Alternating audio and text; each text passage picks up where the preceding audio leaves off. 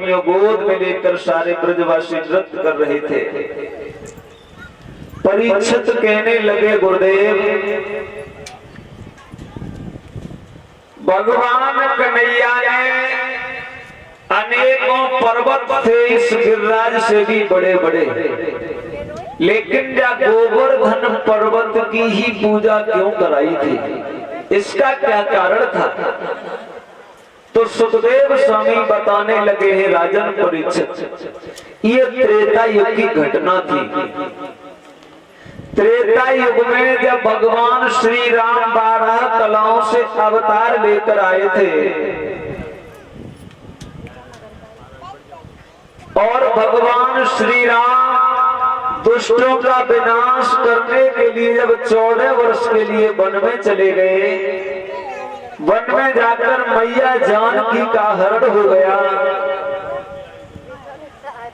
पवन पुत्र हनुमान के द्वारा मैया जानकी का पता लगवाया तो बजरंगबली 1 महीने का वादा करके मैया जानकी से आए और कह दिया, प्रभु समुद्र के बीच में लंका बनी है और उसमें मैया जानकी है।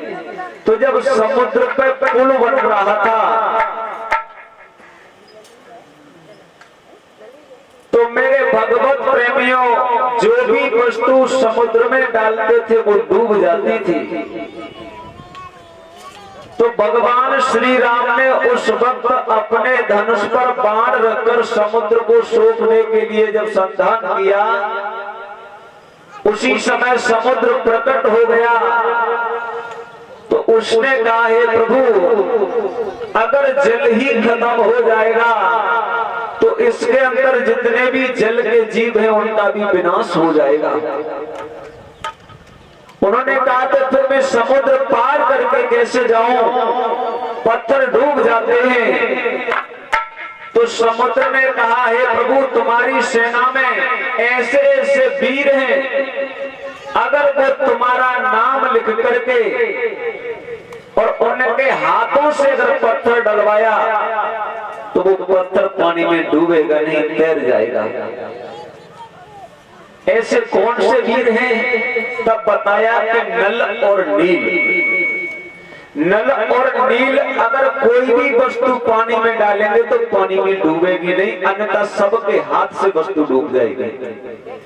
क्योंकि नल और नील को मांडव्य ऋषि का श्राप लगा था।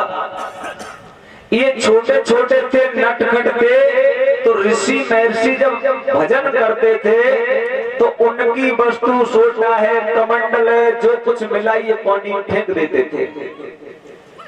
काफी उत्पात करने लगे तो एक दिन मांडव्य ऋषि का भी कमंडल ले जाकर इन्होंने पानी में फेंक दिया। तो उसी वक्त मांडव्य ऋषि ने श्राप दे दिया, अरे बानरो तुम ऋषियों को भजन नहीं करने देते हो, उनकी वस्तु पानी में ले जाकर फेंक देते हो, जाओ मैं तुम्हें श्राप देता हूँ, जो भी वस्तु तुम पानी में डालोगे वो तैरती रहेगी, जल में डूबेगी नहीं। इसी कारण से भगवान श्री राम का नाम पत्थरों पर लिख लिख करके नल नील के द्वारा उस पुल का निर्माण कराया।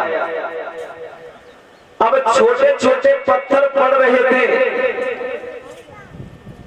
जब छोटे छोटे पत्थर पड़ रहे तो विचार किया ऐसे तो काफी दिनों के बाद पुल बन पाएगा और तब तक वो अवधि पूरी हो जाएगी जो मैया जानकी को देकर आए हैं।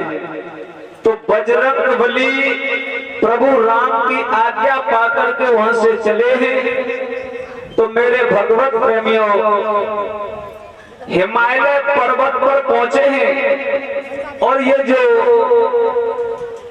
गोवर्धन पर्वत है वो हिमालय पर्वत का बेटा है। और इसी बीच में एक बड़े भ्राता डॉक्टर सतवीर सिंह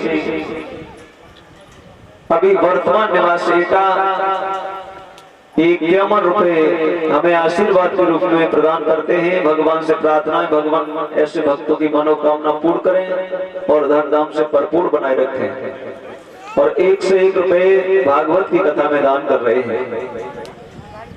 तो उन्होंने जाकर के इस गोवर्धन पर्वत से कहा है भैया तू मेरे साथ चल, मैं तुझे प्रभु राम के कार्य में लगाऊंगा, भगवान तेरे ऊपर से पग चिन्ह रखते हुए जाएंगे तो तेरा कल्याण हो जाएगा।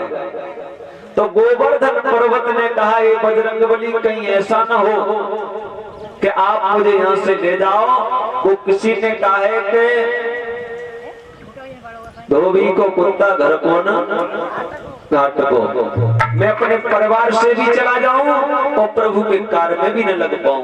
उन्होंने कहा नहीं, समुद्र पर पुल बन रहा है, मैं जाकर के उसमें लगाऊंगा और भगवान तुम्हारे ऊपर से चढ़ रखते हुए जाएंगे।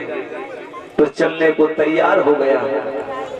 बजरंगबली अपने हाथ पर वेद आकार में लेकर आ रहे थे। इस वृंदावन के पास आ पाए तब तक आकाशवाणी हुई इधर से कि जो जहां से पत्थर ला रहा हो वो वहीं पर रख दे। पुल इधर बन के तैयार हो गया, पुल पूरा निर्माण हो गया। तो बजरंगबली ने इसको वृंदावन में ही रख दिया। तब इसके अंदर से दुख भरी आवाज निकली थी, हे पवन पुत्र, मैंने तो तुमसे मना किया था कि मुझे मत ले जाओ, आपने मुझे मेरे परिवार से भी दूर कर दिया और प्रभु के कार्य में भी नहीं लगाया। वो सूचना भगवान श्री राम को हनुमान जी ने जाकर दी है। तो प्रभु राम ने कह दिया जाओ उससे कह दो कि इस समय तो पुल बन गया है, लेकिन आगे चल करके या तो मैं पग चिन्ह रख के जाता, आगे अवतार लेकर के आऊंगा तो अपने हाथों से उसका पूजन कराऊंगा और आजीवन उसका नाम अमर कर दूंगा और उसको अपने ऊपर भी धारण करूंगा। इसलिए भगवान कन्हैया ने इस गिरिराज पर्वत की पूजा कराई थी। बोलिए गोविंद भगवान की। एक प्रभु के नाम का कीर्तन बोलो, उसके बाद आगे कथा।